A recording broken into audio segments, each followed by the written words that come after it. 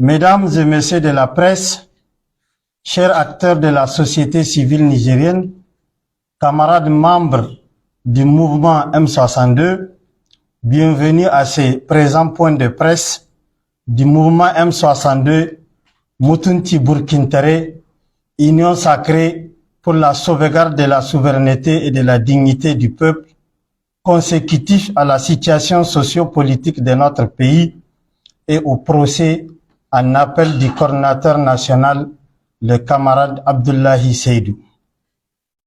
De la situation socio-politique de notre pays, de la première à la deuxième réunion de la CEDEAO, le monde entier a bien compris que c'est la France qui tient mordicus à faire la guerre au Niger pour continuer à piller notre pays et à déstabiliser à court, à moyen et à long terme le pays du Sahel et d'autres pays comme l'Algérie, le Nigeria, le Tchad, le Cameroun, etc.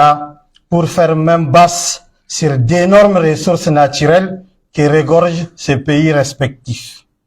Donc vous conviendrez avec nous que le respect de la démocratie et la sécurisation des personnes et des biens dans l'espace du Sahel n'est juste qu'un alibi. Tout le monde sait que les dirigeants marionnettes de la CEDEAO sont en déphasage avec les aspirations les plus profondes des peuples de cet espace. Ils cherchent à maintenir encore nos pays sous la domination française pour consolider leur pouvoir rigoureusement contesté et illégitime de naissance. Aucun chef de la CEDEAO, partisan de la guerre au Niger, n'est un modèle de démocratie et de bonne gouvernance dans son propre pays. Par conséquent, ils n'ont aucune leçon de démocratie à donner au Niger et au peuple africain dans sa globalité. Nous avons bien compris que ce projet d'agression militaire, initié de bout en bout par la France et collé à la CEDEAO, est naturellement une déclaration de guerre contre le pays du Sahel et certains pays limitrophes du Niger. Sur cette question, la position du M62 est très claire. Le Niger et le pays ami qui le soutient doivent être prêts et à riposter énergétiquement contre toute agression militaire contre notre pays. Le M62 met en garde la France et la CEDEAO contre leur mésaventure d'agression militaire contre le Niger et exige de leur part à ne pas s'ingérer dans les affaires intérieures de notre pays. Il est grand temps pour que les chefs d'État des pays de la CEDEAO battent en guerre, s'occupent de leurs propres problèmes au niveau de leur pays. Le M62 se demande si la CEDEAO a une force militaire, pourquoi elle n'a jamais été utilisée dans le cadre de la lutte contre le terrorisme qui sème la désolation et la tristesse dans ses États membres. Donc il faut tout simplement constater que l'avènement des dirigeants fantoches, des présidents mal élus à la tête des pays de la CEDEAO, cette organisation d'intégration commune a été dévouée et ses vrais objectifs ont été détournés. Aujourd'hui, elle est transformée en un instrument d'autodestruction et d'étouffement de toute initiative d'indépendance réelle de nos pays longtemps exploités et abusés par la France. Il est inadmissible au niveau des pays de la CEDEAO d'accepter cette ingérence continue de ces chefs d'État mal élus, manipulés par la France. Et nous avons constaté depuis leur avènement au pouvoir, la France ne peut que renforcer ses tentacules néocolonialistes dans nos États. Ce combat que nous impose la France à travers la CEDEAO est une lutte de libération. Donc le Niger et son peuple, tous les pays et partenaires amis de notre pays doivent se mobiliser pour opposer une résistance farouche aux ennemis déclarés et déguisés de notre pays et de l'Afrique tout entière. Camarades membres de la société civile, camarades membres du mouvement M62, en cas d'agression militaire contre notre pays, le Niger, tous les pays impliqués doivent être considérés comme des ennemis et traités comme tels.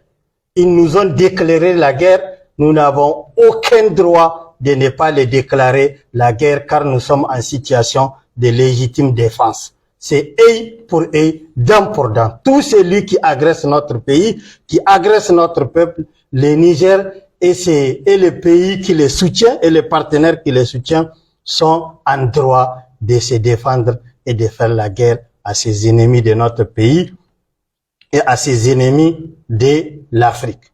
Le M62 réaffirme avec force qu'il est hors de question que la France continue à garder ses forces militaires d'occupation dans notre pays, malgré la dénonciation des accords de défense par l'État du Niger et la guerre qu'elle a imposée au Niger.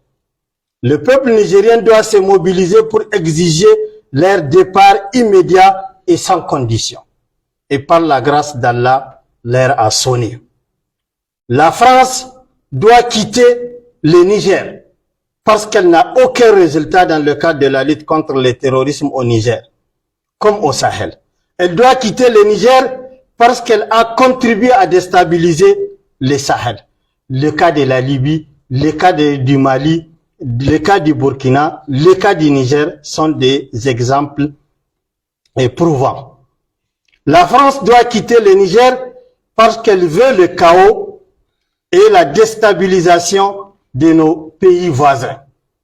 Nous n'avons aucun sentiment anti-français au Niger et au Sahel. Mais nous sommes contre et farouchement opposés à la politique française, à la politique de Macron qui vise à piller les ressources naturelles de nos États et à déstabiliser nos pays.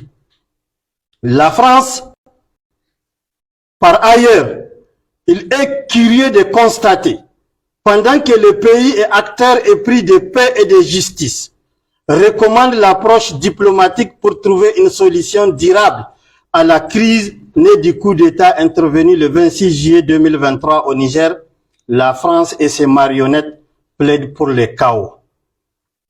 Le M62 demande au Conseil national pour la sauvegarde de la patrie de rester ouvert au dialogue avec des partenaires sincères et constructifs et de conditionner tout échange avec la CEDEAO et l'UEMOA à la levée des sanctions illégales, illégitimes et commanditées contre le Niger. Du procès du coordinateur national du M62.